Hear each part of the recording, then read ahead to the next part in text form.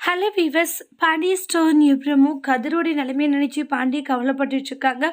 பாண்டிய வந்து நைட்டெல்லாம் வந்து எல்லாரும் தூங்கிட்டும் போது பாண்டிய வந்து கதிரை பார்த்துட்டு அங்கேருந்து யாருக்கும் தெரியாது கிளம்பி போயிடுறாங்க. ஆனால் அதை வந்து கோமதி பார்த்துறாங்க. கோமதி இருந்துட்டு, கதிர் மேலே இந்த அளவுக்கு பாசத்தை வச்சுட்டு இருக்கீங்க, அது எங்க கதிர்கிட்ட காமிக்க மாட்டேங்கிறீங்கன்றாங்க. அது அவங்ககிட்ட காமிச்சா அவன் இன்னும் சந்தோஷப்படுவான் இல்லைன்றாங்க. கோமதி அது அப்பத்துலேருந்தே வந்து அவனை வெறுத்து பழகி இப்போ பாசமாக போனால் அவன் என்ன நினைப்பான்றாங்க. நம்ம பையன் கதிர் வந்து அப்படிப்பட்டவன் இல்லைங்க, அவன் போய் என்னங்க நினைச்சிருவான்றாங்க. ஆனால் நீ நினைக்கிற மாதிரி வந்து கதிர் ரொம்ப நல்லவங்க, கதிர் மனசை நீங்க காயப்படுத்தாதீங்கன்றாங்க. ஏன்னா கதிர் இந்த வீட்டுக்காக எவ்வளோ பண்ணியிருக்கா பாவம். நைட்டும் பகலுமா வேலைக்கு போய் எந்த அளவுக்கு கஷ்டப்பட்டுட்டு இருக்கா.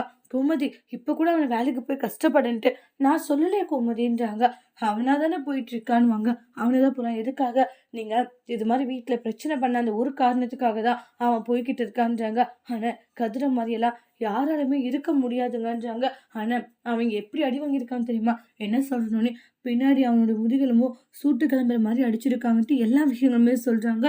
கேட்ட உடனே அந்த இடத்துல ஷாக் ஆகுறாங்க. பாண்டியே என்ன சொல்லிட்டு இருக்க? ஆமாங்கன்ட்டு நடந்த விஷயத்த சொல்லவும் இதை கேட்ட உடனே பாண்டியனும் கவலைப்படுறாங்க. அதோட இந்த பிரமவை முடிச்சிருக்காங்க. தேங்க்யூ.